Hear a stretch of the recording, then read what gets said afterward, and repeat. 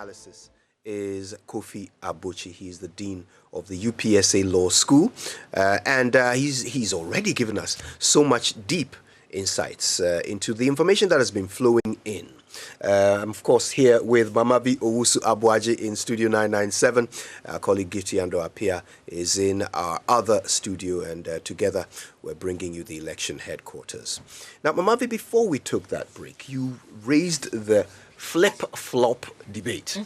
Overnight. We've seen a couple of press conferences, first from the NDC and then from the NPP.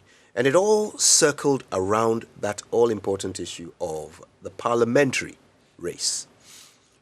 Who is going to dominate? Who is going to walk away with the majority this year? Is it as straightforward as we may have thought? I don't think so. If you look at the results coming out now with the upsets that we're seeing. But I wanted Mr. Abuchi to touch on the issue of the implication of NDC saying, they've taken the lead in terms of the parliamentary seats. The NPP also announcing that they are in the lead in this race. Well, I would say realities are made of dreams. And so let people continue to dream. Let the parties continue to dream. These presses that precede formal declarations are an integral part of the elections, and they've been the case for a long time in Ghana. So I'm not surprised at all that overnight you have all these press conferences, one held trying to debunk the other. The truth of the matter is this. Everyone has, the Constitution guarantees freedom of speech and expression, so political parties and their members have the right too. So you can come and announce to the Ghanaian people what you think the state of the result is or are. And, you have not committed any offense and you have not violated any constitutional rule in that respect. And I think that was the question you asked earlier before you went on the break, whether they have violated any constitutional rule in this respect. The Constitution says that EC is the body that declares results. But any other result declared by any other person, and the parties have been at pains to point out that they are not declaring results. They are just, I think they're mindful. They're mindful of past experiences. But whether they are declaring results or otherwise, whatever they say is an expression of opinion, and it's inconsequential. It doesn't get anywhere. But from a political strategy perspective, it has a certain sovereign effect, both on the EC, on presiding officers, on electoral officers, on other political actors, particularly on the other side of the divide. It's a political strategy to let you know that we are in this race, we are active, we're monitoring the process, we believe the process is going for us. At that stage, you really can't influence the results because voting has ended. So no one is going to be influenced by what you say in terms of whether to vote for you or otherwise. That's already a done deal. But from the perspective of ensuring that the process somehow works in accordance with your expectation, and in some cases stampeding people or stampeding officers to, as it were, be careful not to do anything against you. That's the political strategy, which may inform some of these presses, designed to pressure and to maintain the momentum in a certain direction as the counting goes on. But in terms of electoral outcomes, in terms of voting, really, those do not have much impact. But it's just a political strategy. And as I said, it doesn't violate any rule of law. So it's inconsequential from the standpoint of law. Well, let's talk about what they're saying, what they're telling us. Who is flipping and who's flopping? I don't think we have really imagined a nation with a skirt and blouse outcome, where we have one party controlling parliament and another controlling the executive.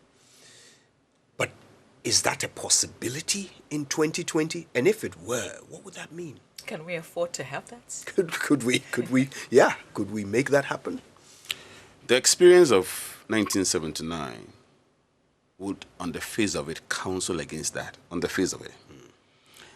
And I say this advisedly because the experience of 1979 led to a gridlock. And gridlock can create a constitutional crisis. Yeah. And in a country like Ghana, where our constitutional experiment is just about 30 years old, the oldest actually in Ghana, this is the oldest stability we've had in our governance system. But it's still very young in the annals of constitutional governance. And so experience will ordinarily counsel against that. That gridlock can lead to instability if care is not taken.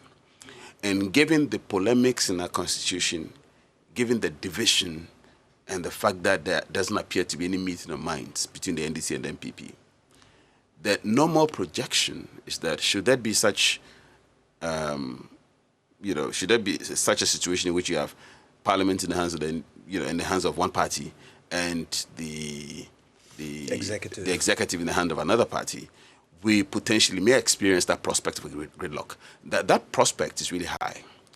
However, I must confess to you that it has been my secret hope, given the rather, in many ways, dismal performance of Parliament since '92. Yeah. How Parliament has been said to be a rubber stamp. How Parliament has been said to be another executive in a different chamber. How parliamentarians have seen themselves more of an extension of the executive rather than MPs. How ministers in Parliament have seen their jobs as having to come to Parliament to defend not only government business, but to whip others in line, whether or not there is merit in the government business. The overall experience tends to rather worry observers who will expect some enrichment of our governance process, by reason of which you expect that Parliament will be the checker, Parliament will be the overseer, Parliament will be the auditor, Parliament would be the police officer, ensuring that the executive reinforces the representation of the people's mandate, which is given in elections.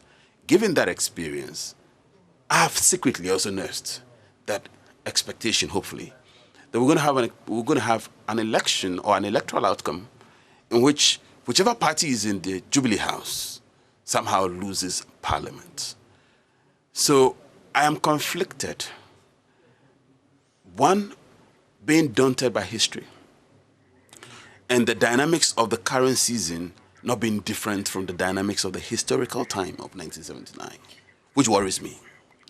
But at the same time, having been disappointed by reason of Parliament's own behaviors and Parliament's own dynamics, as a result of which, as it were, we haven't had that enrichment of the process of governance by which the framers, as it were, structured the current governance arrangement. So it's interesting, and I'm watching on, not sure what I really want to happen at the end. Yeah, but because both ends, I'm happy for both ends, but I'm worried and conflicted at the same time. We've seen majority and minority in Parliament come together and agree on certain things that even majority of the citizens disagree with. Wouldn't they just simply play ball? But think of what it would take for that ball to be played. You are not wrong in some cases, but if you do a clinical audit of that, if you do a clinical audit of the few times, probably 1% of the entire time Parliament has agreed for its entire lifespan, you realize that often those instances tend to have a certain commonality of interest for MPs. Yes. Almost always, for the few times when there has been unanimity in Parliament, there has been an item in that line of activity, the itemized activity, there has been an item in which members of Parliament have a commonality or unanimity of interest, and by reason of which they coalesce in terms of their voting. So I'm being very different. I'm trying to be quite differential, respectful, and to be honest, I think MPs have, they deserve that. They deserve that respect. Everybody should give that to them. But speaking from a principled standpoint, I think that generally MPs have put party before Parliament, and where they haven't put party before Parliament, they have put person before Parliament and the country. And I think moving forward, that can change. But the only instance I see that changing is where you have differences between the executive party and the parliamentary party. Yeah. The problem with that, too, is if MPs are going to be principled, then we can have a switch, which is good. Yeah. If they're going to be principled. But unfortunately, I do not expect that, given our history and given our experiences. I think they will be political. Now, when they are not principled, but they are political, you have a gridlock. And when you have a gridlock, there is no governance that will break down. So I'm running along with your fantasy here, by the way, because it is one that I share. I can openly say that. I always wish that at some point we would find ourselves in a nation where the executive requires, the approval of a parliament run by or controlled by a different party in order for things to get done. And yes, I can imagine how much of a headache it will be in terms of procedure, but you would have to come correct. If you're bringing anything to Parliament, you would have to come correct, because the people of Ghana would then be looking at either the executive or Parliament as the reason why something they want is not happening or something they don't want is about to happen. They will consider whichever party runs whichever, arm of government to be the cause of the problem or the solution to the problem. So every party, whether you are the one that won the presidential election or not, you would have to continue serving the people. In whichever capacity, you would have to continue doing what the people want, or trying to at least figure out what the people want and do it. So people will have power, which they can wield every day, not just once every 4 years. But as I indicated, that scenario will happen in an ideal situation in which political actors place principle ahead of politics. Indeed. If they place principle ahead of politics, then indeed you, the executive officer or the executive coming to Parliament, you have to ensure that you are properly prepared. You have to ensure that you do what you have to do. But if they place politics ahead of principle, then your preparation doesn't matter. You can do whatever you want to do. They'll reject it. And that's what happened somehow in 1979, where the government just couldn't get it right. Regardless of how prepared and how well-intentioned government policies were, Parliament has already predetermined to reject it. Now, when that happens, that's where you have politics trumping principle. And when politics trumps principle, then you come back to the same, to use the colloquial, square one, i.e., nothing you do will impress them, because they've already decided that, look, we are the majority, we'll reject it anyway. So it's a complicated matter, particularly for our circumstances, because unfortunately, our politics is dominated too much by personal preferences and by high politicking as opposed to principle. Right. Well, our guest this morning, Kofi Abochi, and of course, we're breaking things down, looking at an imaginary situation, which is not so imaginary. It might actually be a possibility sooner than people think. Absolutely not. Indeed. Yes. It's your election headquarters. We're live on Joy 99.7 FM. We're also live on the JoyNews channel. Thank you so much for choosing to stay with us. The results, the outcome will be heard here. If you want updates, go to myjoyonline.com. We're giving you the absolute latest right there on that website. So keep your phone close to you and keep checking for the latest updates. We're also on Facebook Live. Stay with us on social media and use that hashtag ElectionHQ. All right, so we know exactly what you're talking about.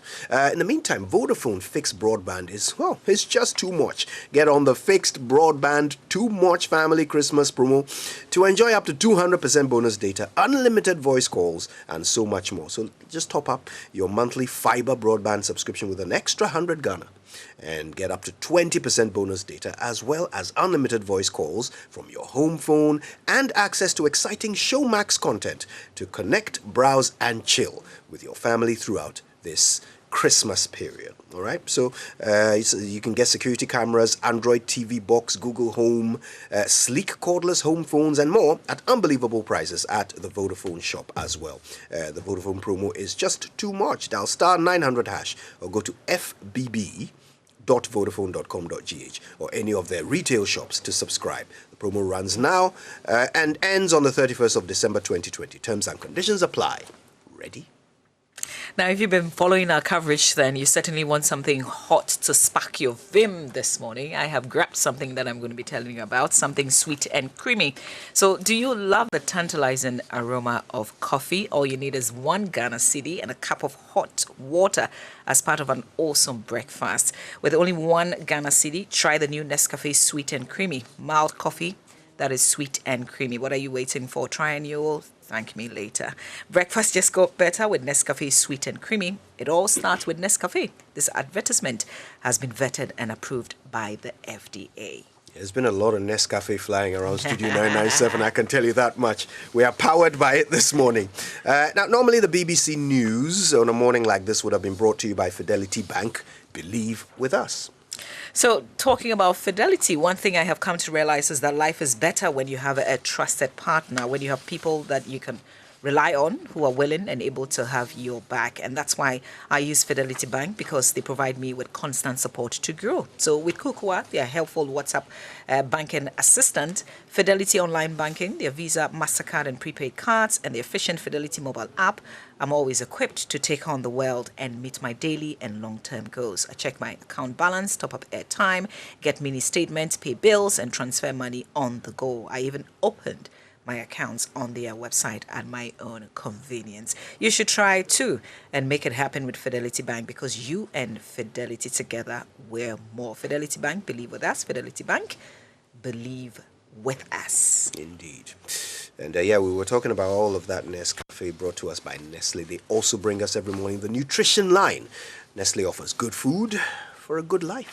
And Sports Center, I miss Sports Center already. It's brought to us by MTN. Choose your own bundle, your own way with MTN Flexi Bundle. Just dial *138# and enjoy bundles that don't expire. Also, Standard Chartered Bank, here for good. Nivea Men deep range of products. It's time to go deep for real freshness with 48-hour protection from sweat and bacteria, and 48-hour deep moisturization with a Nivea Men deep range of products. Nivea Men, it starts with you. Official sponsors of Real Madrid. For those of you who missed the Sports Center, don't you worry about a thing, because George Addo Jr. and Gary L. Smith will be with us at some point to bring us the very latest from social media. Yeah. In the meantime, you also can go to myjoyonline.com. Hit on the sports page. We're updating. Absolutely. Yeah. All the latest stories from the world of sports right there on myjoyonline.com. Now, if you're yet to activate your MTN Momo account, you can now do it right from the comfort of your home. All you have to do is dial *170# for MTN Momo. Select your 4-digit PIN number, re-enter the PIN, and then after this, you will receive a message confirming your activation. Now, if that message doesn't pop up, don't worry. Just contact any of their digital channels or use the My MTN app for further assistance. You should also know that you can link your bank account to your Momo wallet to make life even more easy. MTN Momo is your fastest, secure, and most convenient way to transact business today. Terms and conditions apply.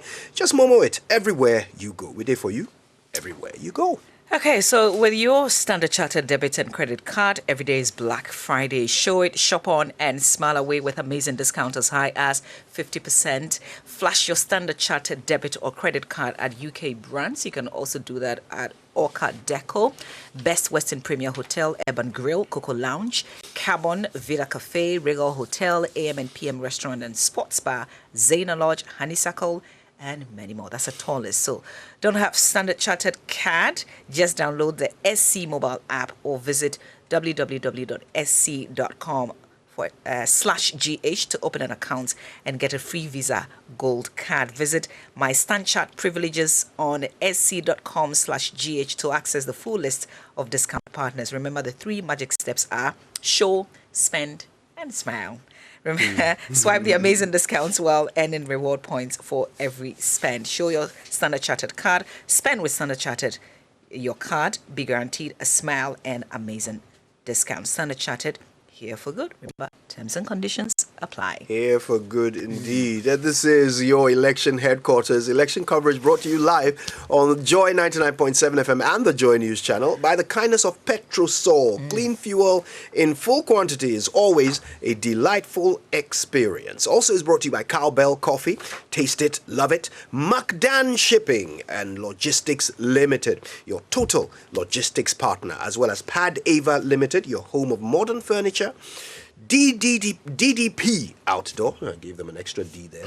DDP Outdoor Limited, serving great brands. Festiva, adding flavors to your life. And Wutriye Lottery, *787#. Ghana's premier and biggest jackpot lottery. Not forgetting HEPA Plus mixture for your general well-being. Mamavi. I'm just looking at one of the results that we've posted on our social media pages, and I remember the president visiting the Upper West Achim constituency, asking the people to give their vote to the NPP because they've always voted NDC, but it hasn't happened this year. Oh dear. Oh, well, they heard him, but they just didn't go ahead with it. So Upper West Achim seems to be going to NDC once again. Absolutely. That's provisional results that we've put out. Yeah. All right. Well, for more of these provisional results, stay with us. If you're going to find out who's won, it'll be here on your election headquarters. So, well, perhaps we should wake up from our dream of a skirt and blouse I don't nation. think so. Does it look possible? Because you've also been tracking. I have been tracking, but I'm a bit blind compared to you, you know. So I'm not. Look, the reality is this. As I started my submission today, I mentioned the fact that we are in the situation of tradition and change. We've seen some flips, but it's imperative to understand the context of the flips. Some of the flips are actually technically not flips. Some of the flips are reclamations.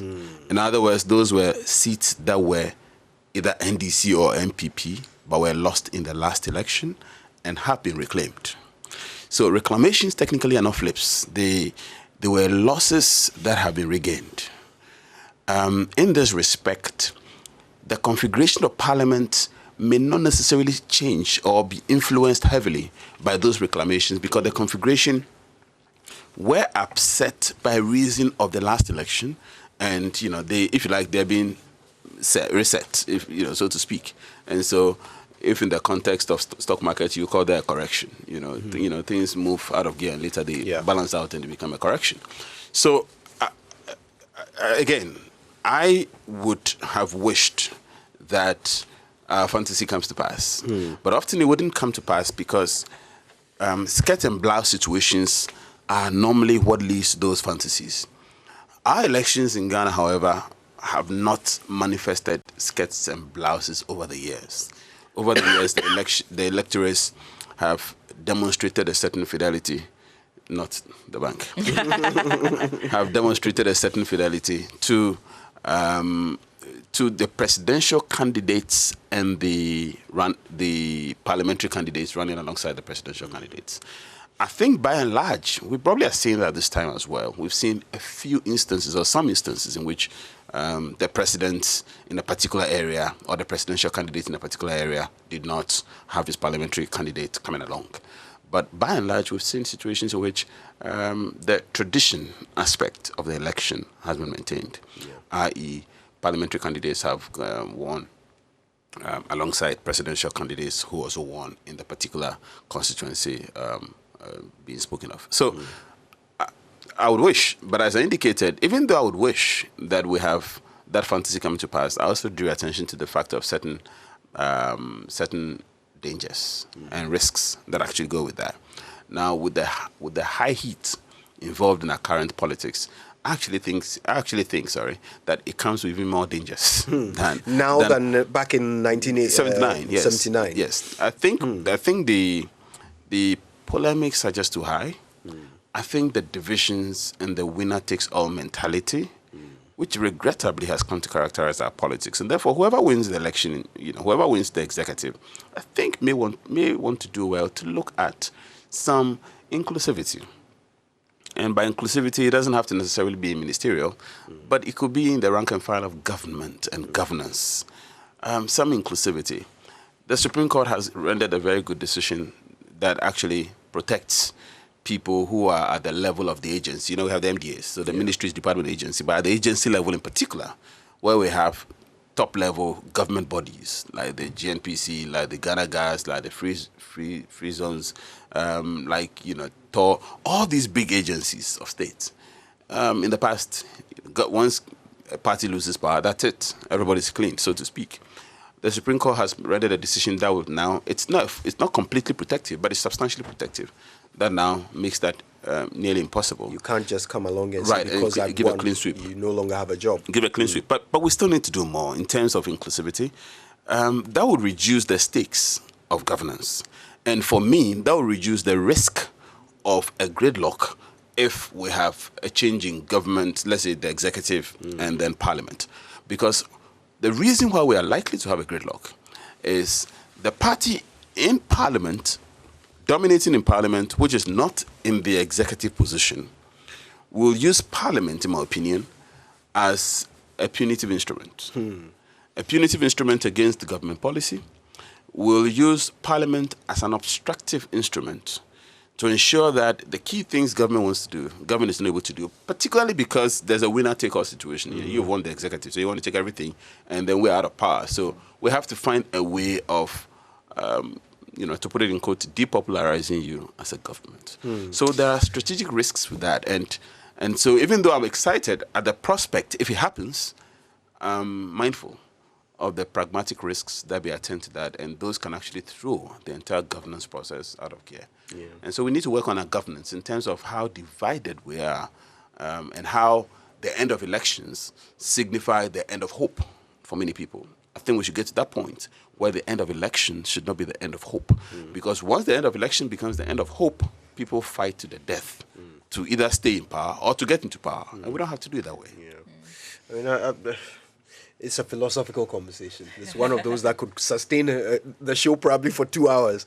And I do have a differing view. I feel as if the main difference between now and 1979 is the role of the people in our republic. I think that has changed. I think the people are far more, they have far more access to leadership than perhaps back in 79. And that may play a role in the way an opposition party wields the power of parliament, the way a party in power wields the power of the executive. I feel as if they are more accountable to the people today than they were in 79. That's just what I think. And anyway, another conversation for another day. I was looking at Sketa Blast situation back in 2016. Gifty is with a smart wall, so she can bring us a lot more analysis on this. But 28 of the 275 seat split votes spread across 9 of the regions. John Mahama, out of the 28, got 22 at the presidential level, but the party lost the same number of parliamentary seats. Right. So we'll be, I guess we're looking forward to what we will discover. But we've been also, if you're watching television, you'd find that we've put Felix Ofosu-Kwakye losing the Abra Cebu Kwamankese constituency. Is that a huge one? Is that a surprise? Were you hoping that? Cape Coast has never been, not Cape Coast, but the central region. The central region has never been anybody's backyard. It's constantly an area one has to work for. I'm just trying to remember which of the elections, when the NPP, I think it must have been 2016, when the NPP actually swept the central region. And it was a surprise because no one really expected that. So the central region has shown or demonstrated its capacity to swing and to shift on the basis of dynamics known to the electorates there. And so it is a surprise to the extent that it appears, again, this is something that I may have been aware of, but it appears that he might have worked hard to regain that seat, and having been relieved of government business, he obviously had some time on his hands to actually ensure that he consolidated and kept people happy, and constantly visited the region now and then. And I was once in Cape Coast. I was in school there, so I was once in Cape Coast not too long ago, and I remember meeting him in a hotel, and he happened obviously to be working on the campaign trail at the time. And that wasn't during the season itself. That was not too long before the season started. So I think one reality is that he obviously was working for the constituency to regain the seat or to keep things in his favor. But things haven't gone the way one expects. And that demonstrates, or that's a testament to undercurrents. Undercurrents that, again, a lot of these things can only be understood in retrospect. If the parties... And that's something that, again, we have to reflect on moving forward, because political parties in Ghana, let's be honest, do not really invest in research. They have their intelligence arms, and it is true that sometimes they have projections and they have background research that they conduct, especially in lead up to polls. But in terms of research that looks at the parameters and the permutations and the skeletal analysis of how things panned out, political parties probably just don't do that as well as maybe some in the West may do. Of course, all that boils down to the question of resources, the availability of resources and the manpower to do that. But it's imperative that things like this are looked into, because it's only with that one can understand how things panned out the way they did, and what strategic responses to map out for the next election. Indeed. Otherwise, one will end up doing what the Greeks call madness, i.e., repeating the same thing over and over again and expecting a different result, which didn't happen. So I think it may be understood in retrospect when everything calms down.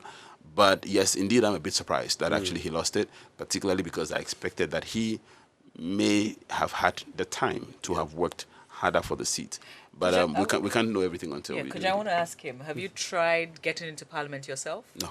Okay. Because your colleague, Francis... you mean getting into the physical building or being That being can an be MP? almost as challenging sometimes. Which constituency would that be if you're playing with the idea of getting into Parliament? Which constituency? Yes. Well, okay, so you're asking me to... This is a very unfair question. But here's the thing. I love how this is I live in what I consider to be the most beautiful constituency in Ghana. You want to guess? I think you... No. Well, that's where he works. That's okay. Yeah. I live in Adenta. Oh. That's Okay. where I live.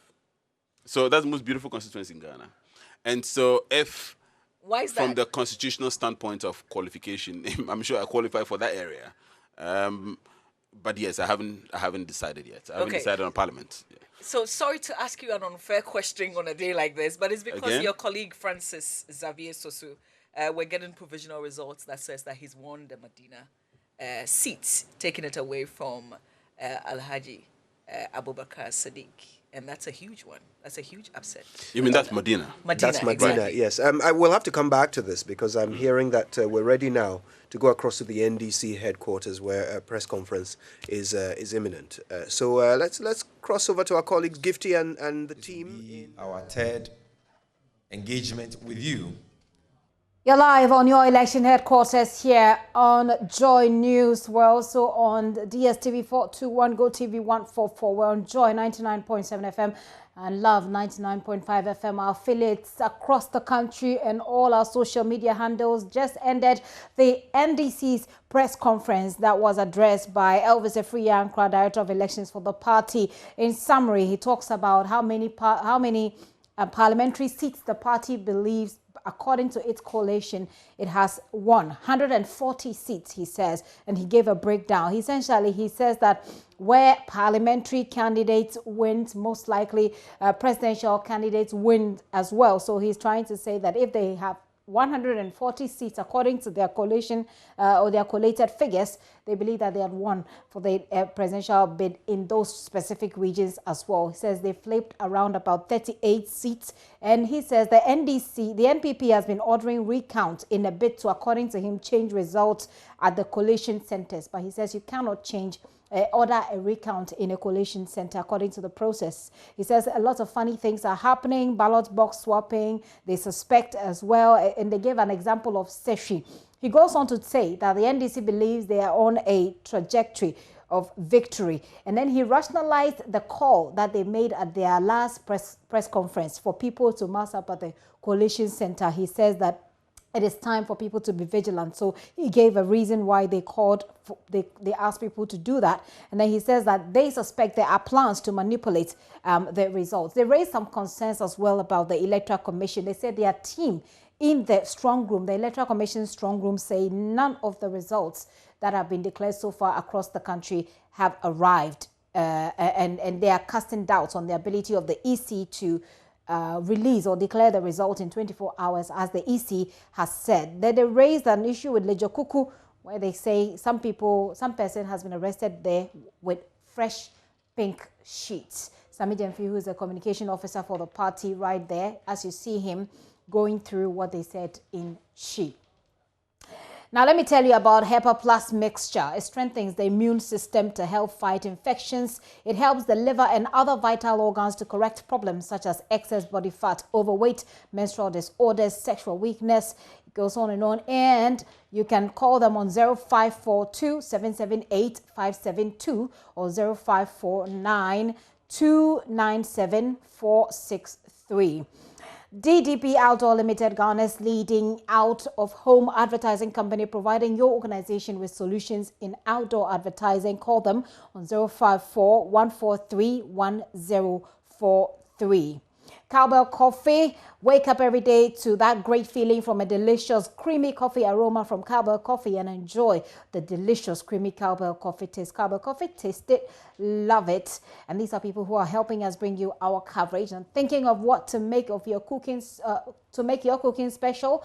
Festiva is what you need. Festiva has all that you need to make your food special: breakfast, lunch, dinner. Our products include Festiva jasmine rice from Thailand, Vietnam, mackerel, sardines, mayonnaise, etc. Call us 054-0122-003.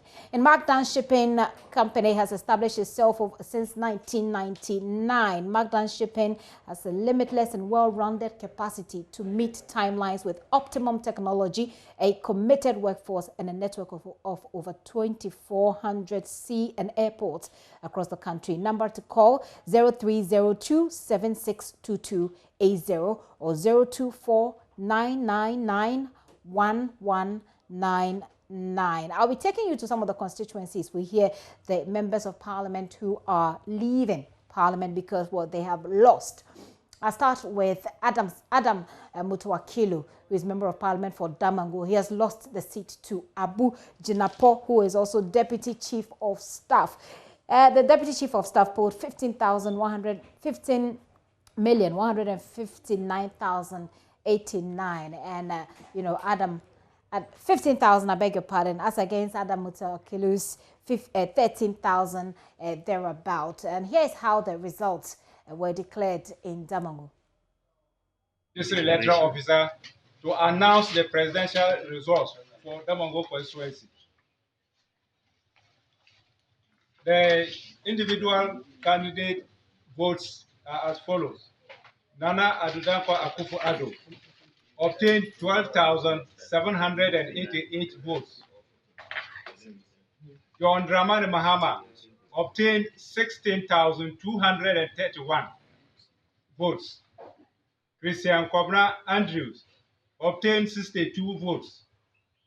Ivan Kobna Grey Street got 30 votes.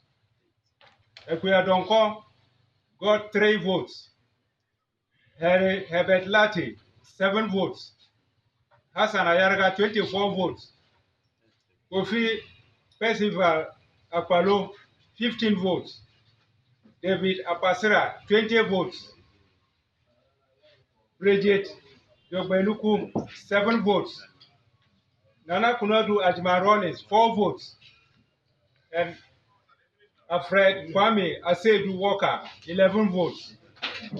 The total valid votes are as follows. 29,202 valid votes. Total rejected votes, ballots, 873. And the total votes cast, 30,075 votes. So this is the announcement of the presidential election.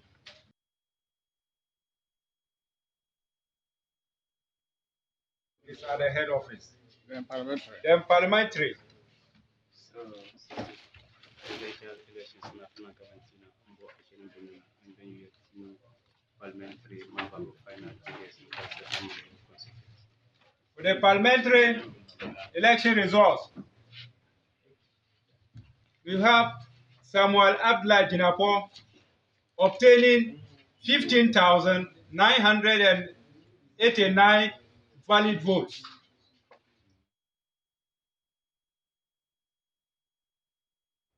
So that unseats Adam Mutuakilu. Abu Jinapo is on Zoom with us. Good morning, Mr. Jinapo. Congratulations. Thank you very much. Thank you so very much, and good morning. You must be very excited. Some 15,000, as against your opponent's 13,000. What do you think worked for you? Well, first of all, thank you. I think what I would say is that if you look at the results in the Savannah region, the MPP and the president have done considerable well in all respects. The president is increases his votes, presidential votes, significantly.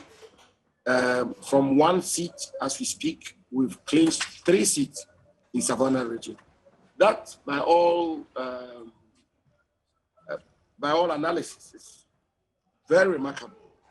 And I think that the work of the president is meant that the platform on which we campaign was a strong platform.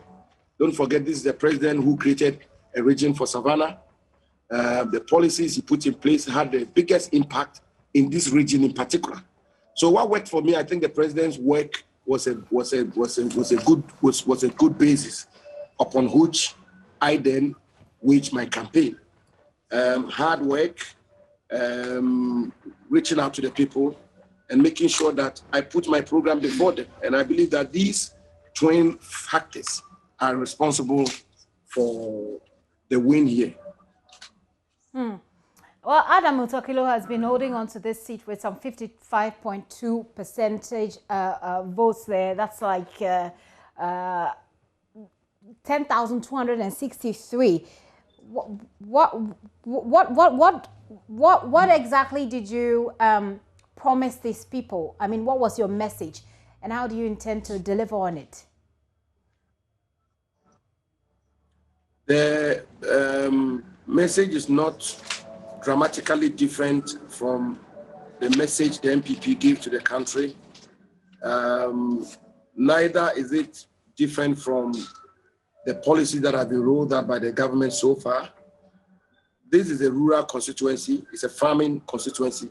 So agriculture is a big issue here.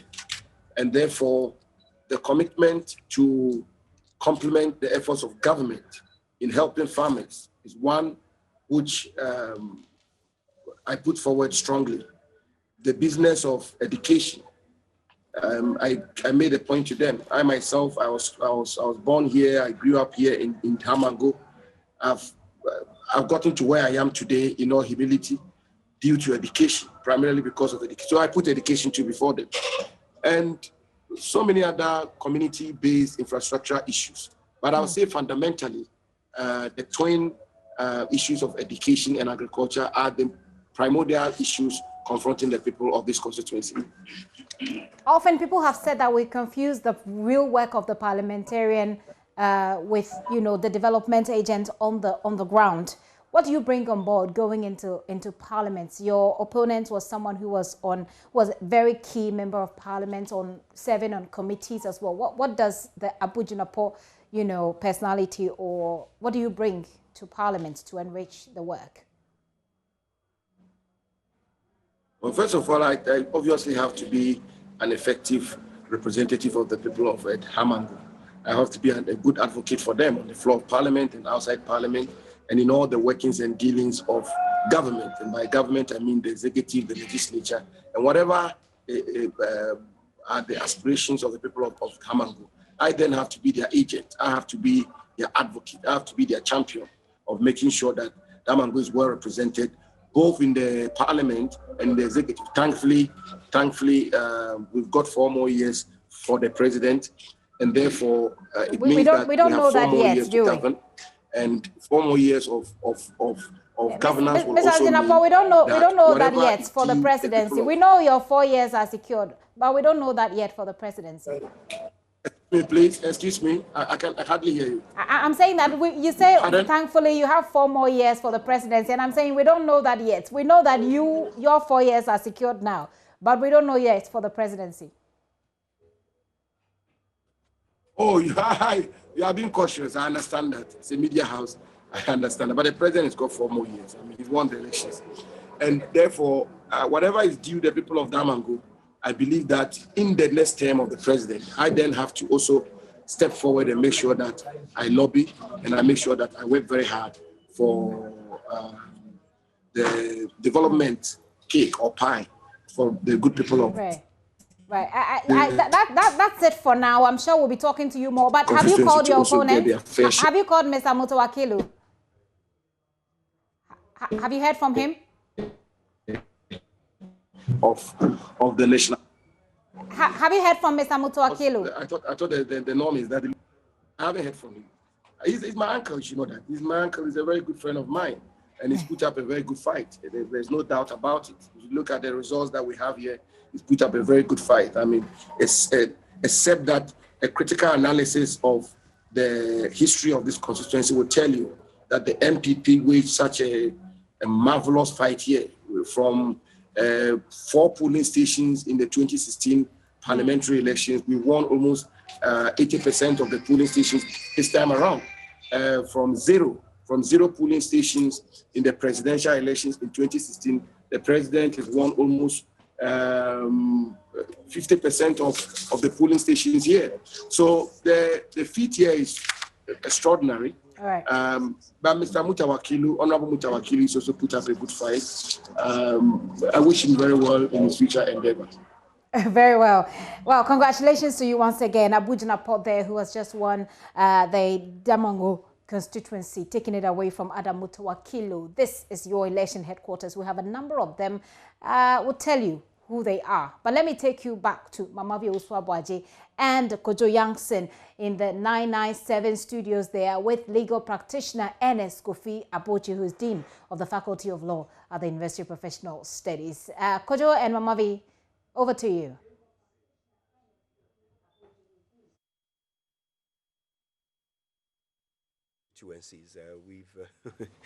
We've certainly been taken aback by some of the results, but some of them, of course, are quite easy to have predicted. We could have easily predicted some of them too.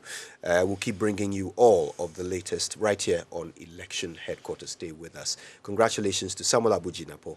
He has emerged the winner in Damongo constituency. So far, we've only had less than 70 constituencies come in with the EC results. But we'll be giving you a picture of what those 70 are telling us so far in just a moment. In the meantime, though, this is your election headquarters, and it's brought to you by the help of partners like Total Ghana. Total Petroleum Ghana PLC received the prestigious Brand of the Year award at the Ghana Oil and Gas Awards. And in addition, they won the Lubricant Product of the Year and Marketing Campaign of the Year. And they dedicate these awards to you, their customer, and they say ayiko to their station staff as well, whose hard work have made this possible. Thank you for making them number one. Keep choosing Total. Total, committed to better energy. And are you looking for a 1-seater, 2-seaters, 3-seater L-shaped sofa crafted to the finest details and available in various colors for your home, office, or hotels? Are you looking for comfortability, durability, quality, and perfect finishing? Then look no further. Latest Foam is your one-stop shop destination, whatever your choice and budget. Latest Foam, your partner for life. Well, isn't it amazing when your network cares about you so much that they do amazing things for you? I'm talking about Vodafone Cash. They've dropped all their charges when you send money to any network, all right? So anything that you send to anyone will cost you nothing, absolutely nothing. So go ahead, make payments, show your love, make contributions, send money all you want via Vodafone Cash to all networks for free.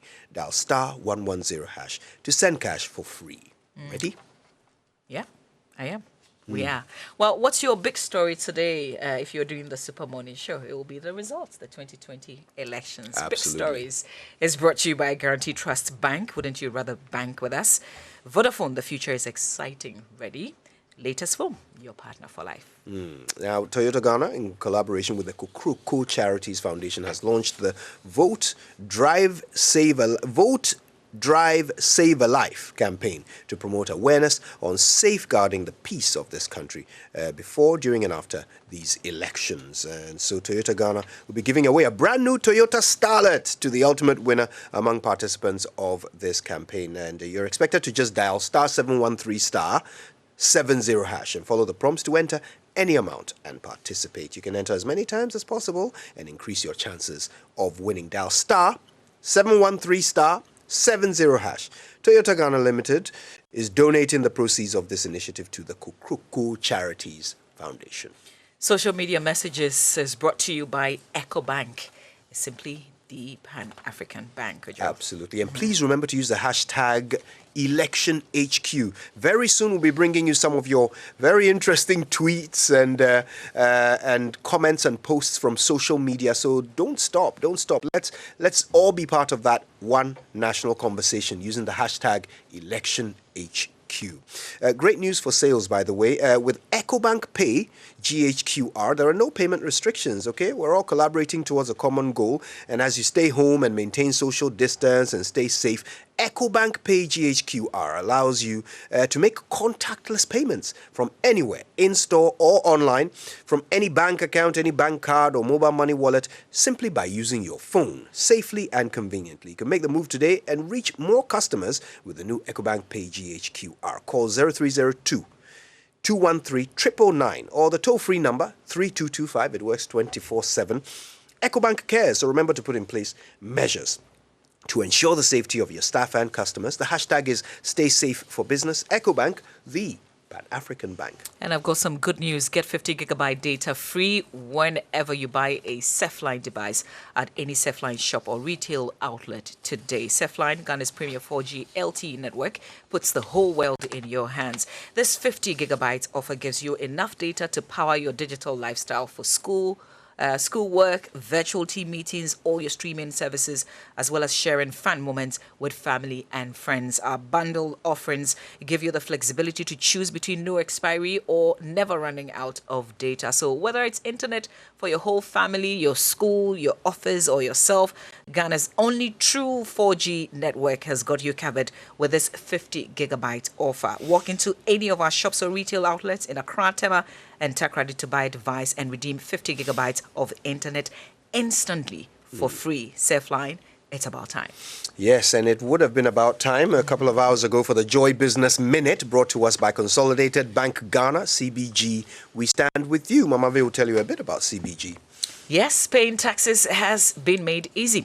You can pay your customs duties and all other GRA payments at any CBG branch nationwide. You can also dial star 222 hash to pay your custom duties, GRA taxes, environmental protection, agency levies, Ghana Standards Authority levies, Food and Drugs Authority levies, and levies for all other government services. They've made it really easy. So visit www.ghana.gov.gh to fill your forms and generate your invoice. For more details, though, you can call 0302 216 000. CBG, we stand with you. Let me tell you a short story about Paul Kofi. It was right after his studies in recycle management that Paul Kofi accepted the challenge of building with plastic waste. Today, not only does he help in recycling our environment, he provides jobs for many Ghanaians. There's a short story about Paul Kofi. And of course, it just illustrates that at ABSA, this is what they call Africanacity. Their inspiration behind who they are, what they do, and it's their commitment to helping people find a way to get things done. We love Africanacity. To find out more, go to absa.com.gh. I've got a little reminder here. If you're yet to activate your MTN Momo account, you can now do it right from the comfort of your home. You just have to dial star 170 hash for MTN Momo, select 4 digits PIN number, re-enter that PIN number to confirm it. After this, you will receive a message confirming your activation. Should that message fail to pop up, contact our various digital channels or use MTN or My MTN app for further assistance. You should also know that you can link your bank account to your Momo wallet to make life even more easy. MTN Momo is your fastest, secure, and most convenient way to transact business today. Terms and conditions apply.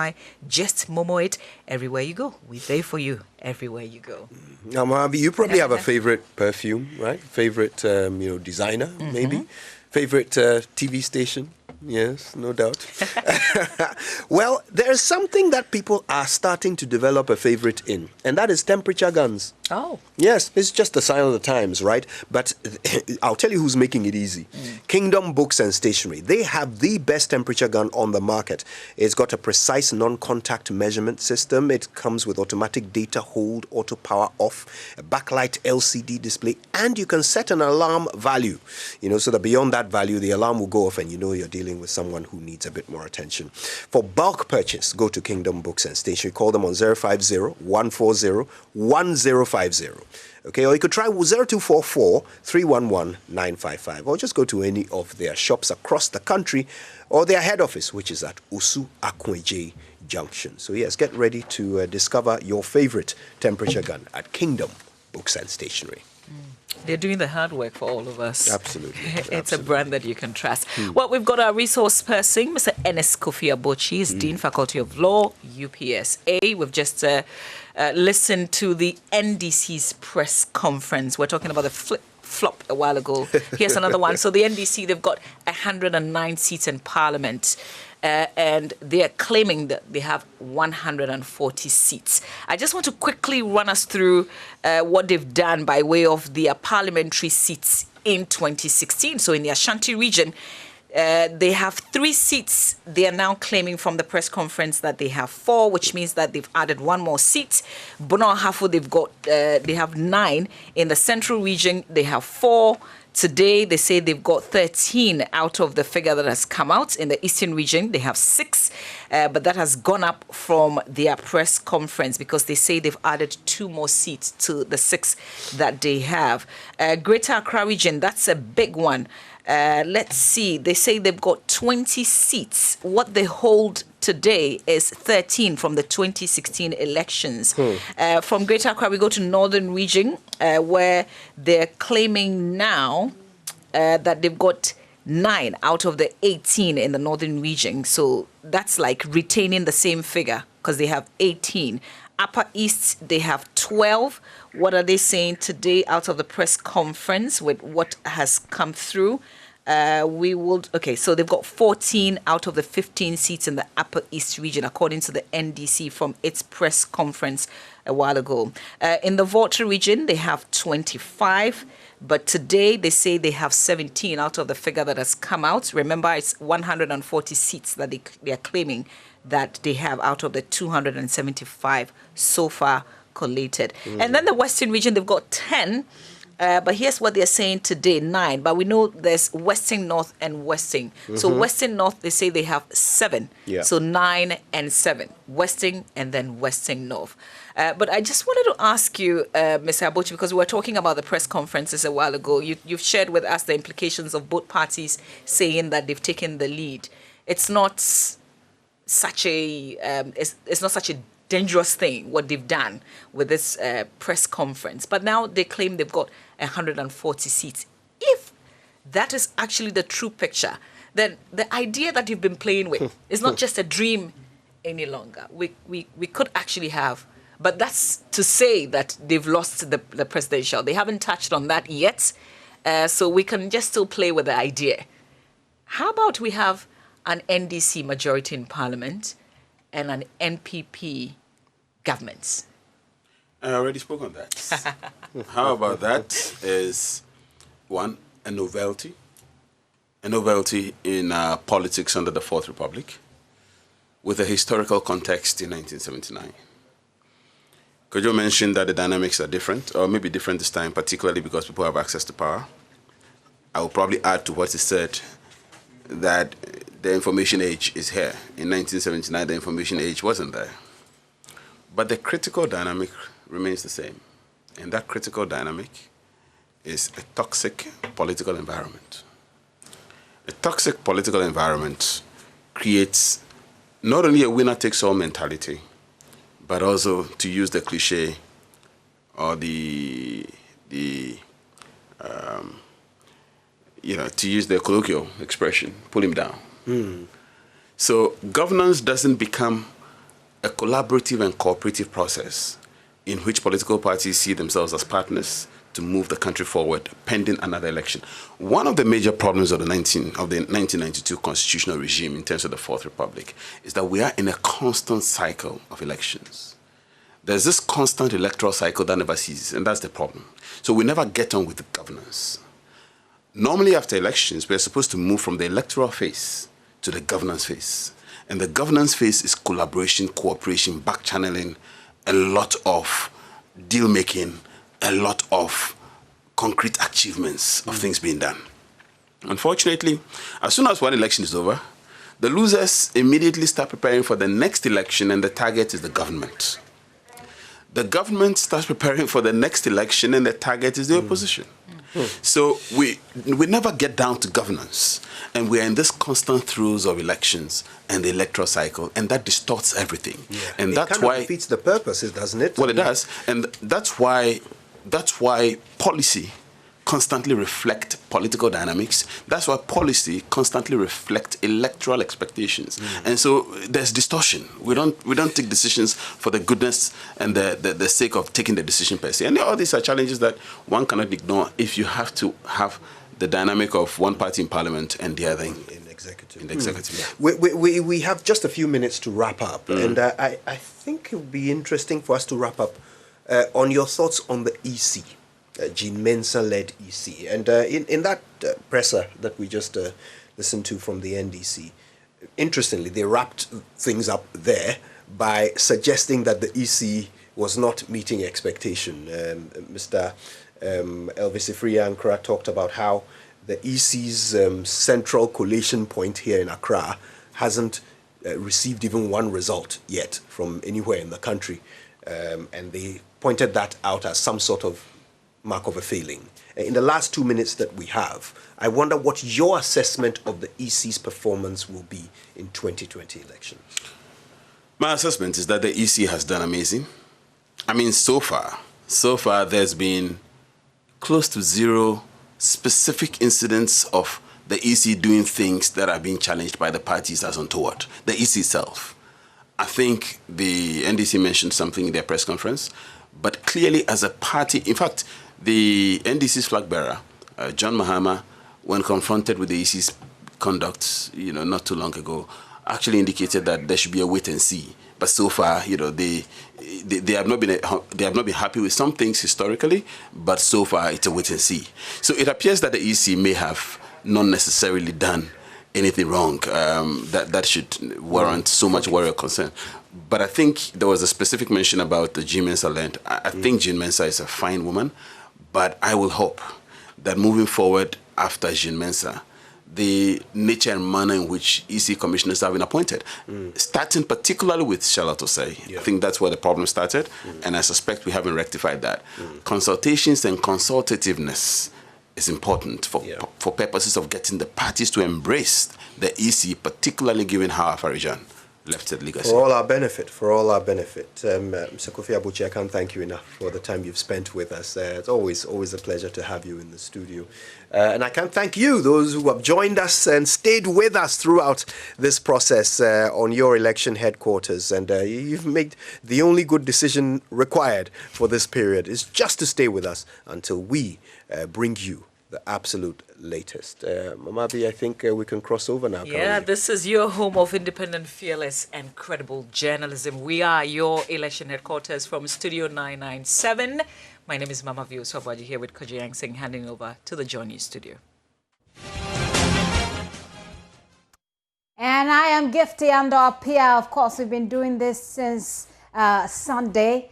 We're waiting up until the very last hour. We'll tell you who is in and who is out. So far, we have, at least 26 members of parliament who are walking out because they've lost their seat. I'll take you through it. And here, we have our map here for 2020. You see how it's shaping up beautifully. Now, you see all these spots you see here represent constituencies within the regions and how they're doing. So you see all these green spots here, they're representing, what they mean is that the NDC has won in all of these constituencies within the regions. With these blue spots here, it tells you that the NPP has won. Well, so far we have, if you can check on your screen, a number of constituencies that have come in already, but take a look at the result so far. Now, that's the latest. That's the very latest. We have about 69 constituencies so far. We have results from about 69 constituencies so far. As of right now, if I check the time, it's 9:58. The NDC's John Mahama has 50.6%. That has just changed. That's 50.7%. 50.7% with 400,708.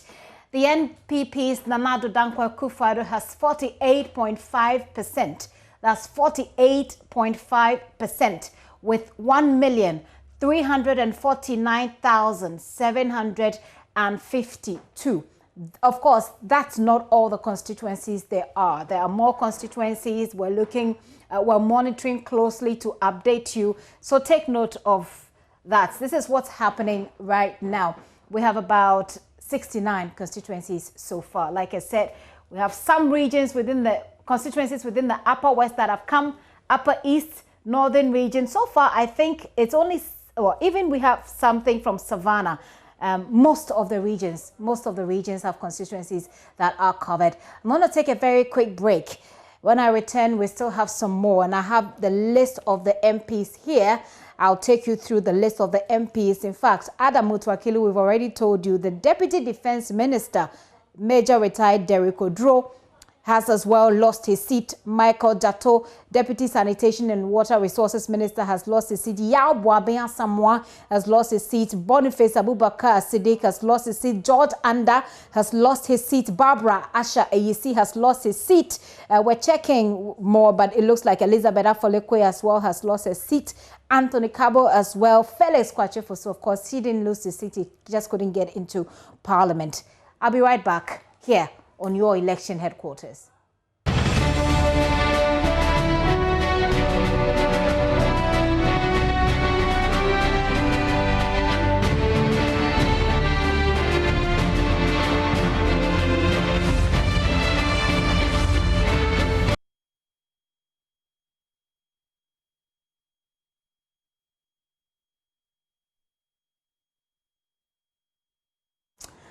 This is your election headquarters. We're talking about the figures that are coming in so far. We'll take you through those figures. Some members of parliament already on their way out. Something interesting happening in Odododiodo. We'll be telling you. We understand that the results are about to be declared in just about 2 minutes. We're on the ground to bring you up to speed. But if you are in these constituencies, if you voted in these constituencies, take a look at how your member of parliament or the person you voted for did.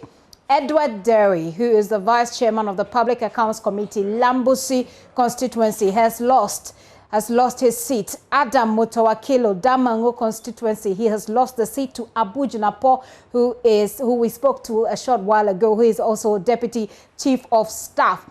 Derek Odro, Major Retired Derek Odro, who is also Deputy Defense Minister, has lost his seat in Nkranza North. He has lost it to Joseph Kwesi Mensah. Let me take you to Odododiodo right now. Ernest Menu is standing by for us. Hello, Ernest. It's on. No, is my mic on? It's right, on, it's we'll on. get to check it. Ernest, I can hear you in the background. Do speak up if you hear me. Are they declaring the results for Odododiodo constituency right now? Certainly, it has been an interesting constituency with the incumbent member of parliament arrest at dawn earlier today. Ernest, what has changed right now? Are the figures ready?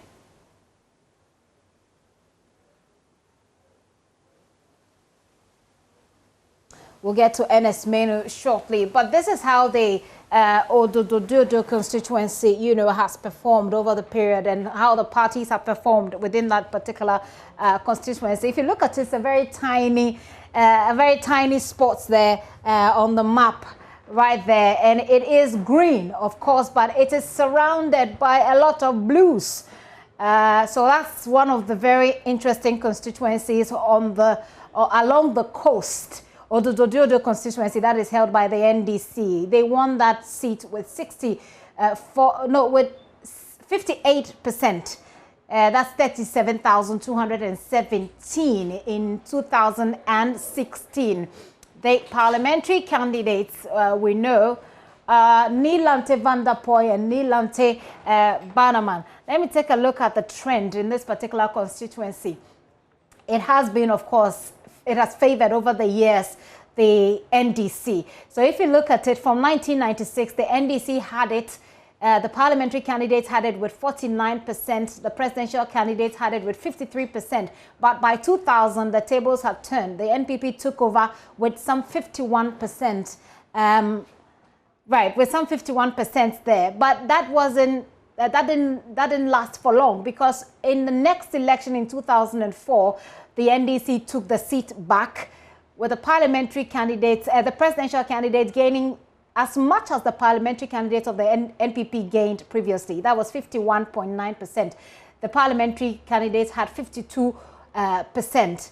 In 2008, the NDC held on. 2012 and 2016, it's held on. But if you look at the progression, in 1996, from 49, the NDC jumped to 52%, and then 55%, subsequently 53%.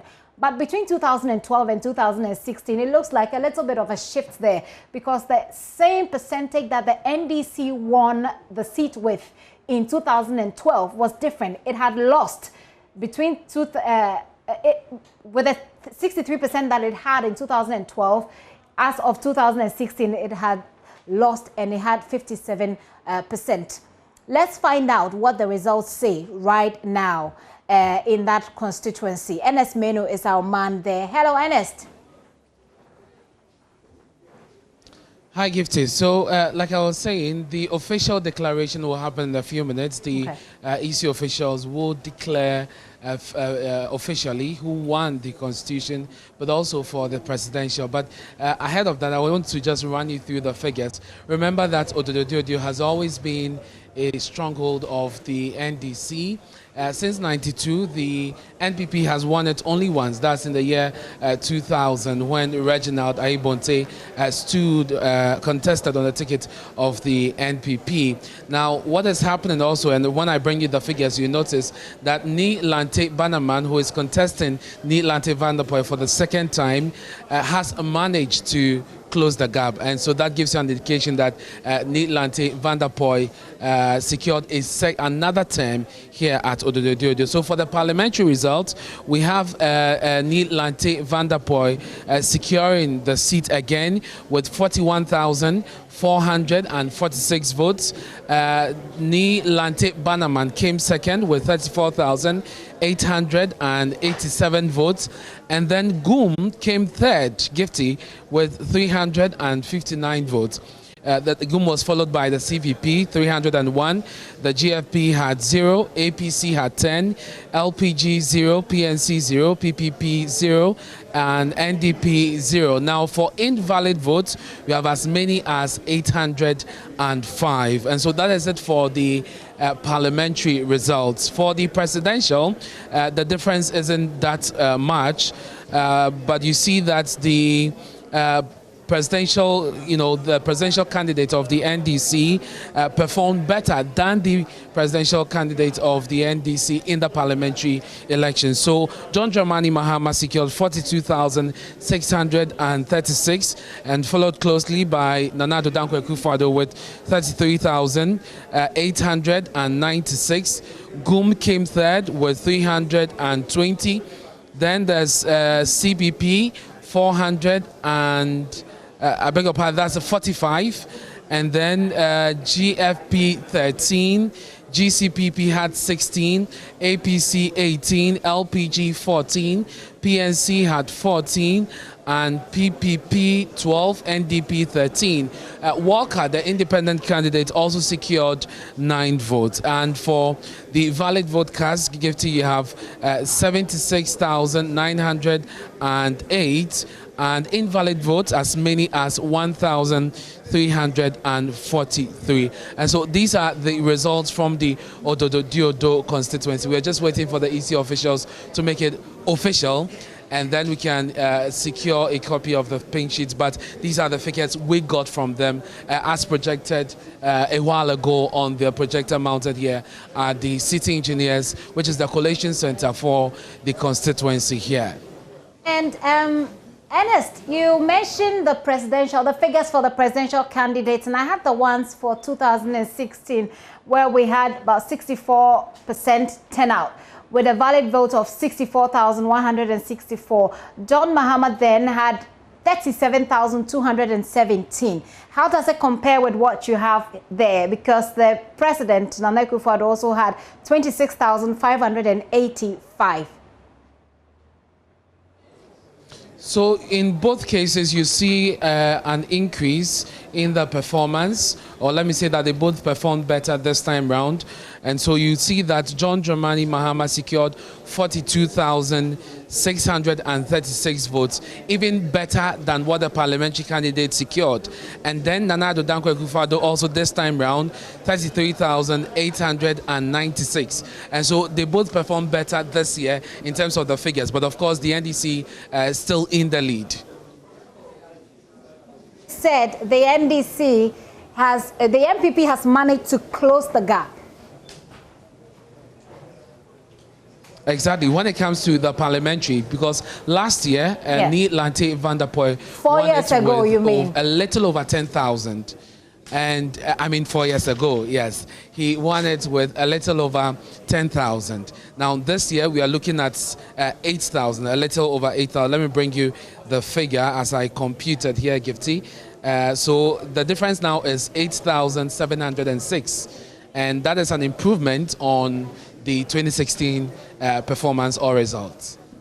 So what is keeping the EC officials from announcing or declaring the results? What's happening right now? Well, Gifty, they are just going through their usual processes, the clerical issues they have to deal with, and make sure that everyone is on the same page. Issue a copy of the results to the agent, and then they would declare, and then of course paste it somewhere around here so that the general public can also have a view of it. Let me say that unlike yesterday when we had so many people here wanting to hear the results, I think that with time a lot of them have left, and so we just have media men, agents, observers, and of course EC officials just within the compound of city engineers observing this process, and so you don't have a lot of the constituents coming in. And also because perhaps news might have gone out there through the party agents as to who is leading. But that is also interesting because yesterday the two camps were celebrating, each of them claiming victory. But now it is very clear, Gifty. And indeed, we'll keep your live view on for a while, and as we wait, you know, we keep our eyes on the declaration of that result. We'll come to you shortly. Ernest, thank you very much. Ernest Menu there, who has been there since it all started at dawn yesterday. Well, I'm taking you away from the Odododo constituency, but we're still around here in the Greater Accra region. Very interesting things happening there. I'll take you to the Lejokuku constituency. Take you to the Lejokuku right there. That's the Lejokuku constituency. Bernard Okoboy, Benita S. Okitidua, they slugged it out in the last election 4 years ago. We understand that there are reports of growing tension there. Daryl Kwao is joining us via Zoom to give us an update. Hello, Daryl.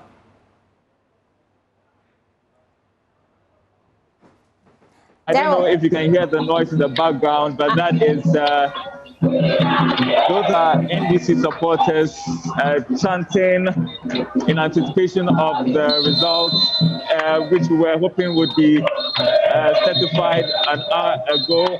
It's been tension-filled here this morning as we await the results.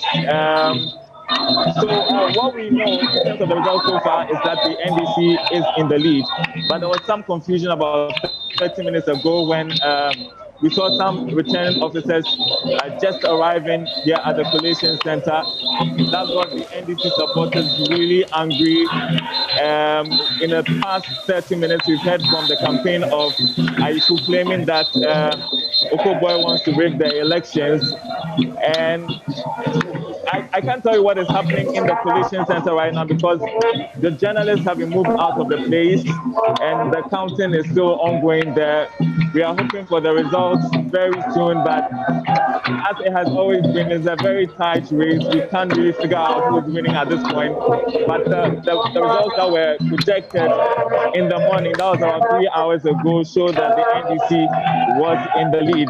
The MPP supporters here are upset because they feel that there are plans to rig the poll, and that's why there's a delay in announcing the results. So they've been chanting in the background here. But we also also have MPP supporters also close by, also waiting patiently for the results to be announced. If you were here about 15 minutes ago, it was total chaos as the returning officers arrived into this place because the NDC supporters didn't understand why the returning officers had to wait that long to arrive. And so the delay in announcing the result is creating some sort of tension here. Security personnel have been trying very hard to restore calm. At least they are succeeding at doing so right now.